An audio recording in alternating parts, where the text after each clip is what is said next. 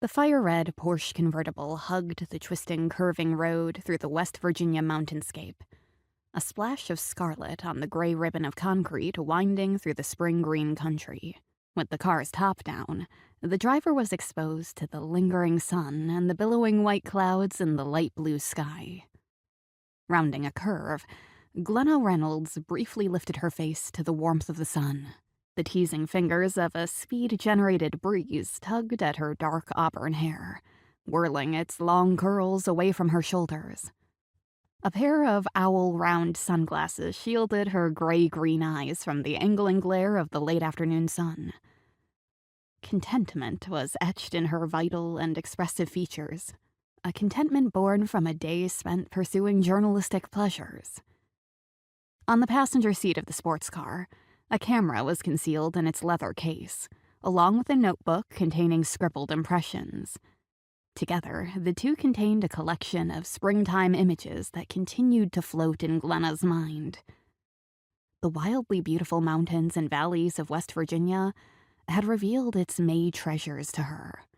Wildflowers were blooming at their peak, from the delicate lady's slipper to the flame azalea, their multicolored displays of beauty trapped in film.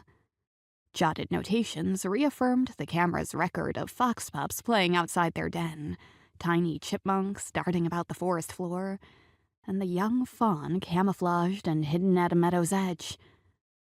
Noted, too, were the sensations of being able to hear the new leaves growing, the fragile spring green rivaled only by the flowering red maple. Another time, the hush of the woods had been broken by the drumming of a ruffled grouse.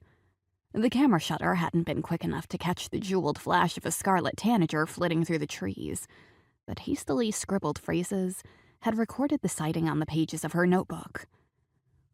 Captivated by the charm of spring, Glenna had tarried longer than she had intended.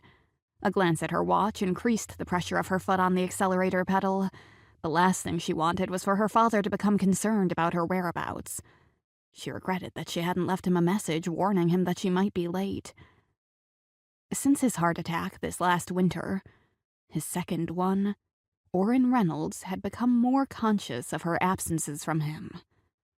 Her father's attitude was not at all possessive.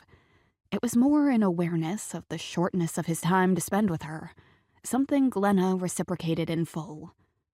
Even though he was as fully recovered from the attack as he would ever be, Glenna knew how slim the chance was that he would survive a third major attack. She no longer took his presence in her life for granted, and had adjusted her lifestyle and career to allow more time with her father. When he had been released from the hospital this last time, Glenna had wanted to give up everything to stay at home and take care of him. Orrin Reynolds had rejected her suggestion, insisting that a temporary nurse and their housekeeper cook, Hannah Burns, could take adequate care of him, and wisely informing her that she would need to escape into her writing. His advice had proved over and over again to be correct.